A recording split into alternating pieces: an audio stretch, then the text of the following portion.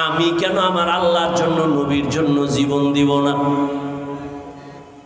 ও যুবক বাবা, আমি শুরুতেই বলেছিলাম তুমি মুসলমান, তোমাকে আমার বয়ান বুঝাইতে এত কষ্ট হবে কেন? আমি মুসলমান, তুমিও মুসলমান, তোমার আমার আল্লাহ এক, নবী এক, কোরআন এক, কাবা এক, ধর্ম এক, কালেমা এক, নাকি আলাদা? অথচ আমি টুপি খুলতে চাই না, তুমি টুপি মাথায় দিতেই চাও না। বিষয়টা কিনে যুবক, আমার টুপি না দিলে লজ্জা লাগে, তোমার টুপি মাথায় দিতে লজ্জা লাগে। তুমি কেমন ভিআইপি মুসলমান, আমার দাড়ি কাটতে লজ্জা লাগে, তোমার দাড়ি রাখতে লজ্জা লাগে। আফসোস।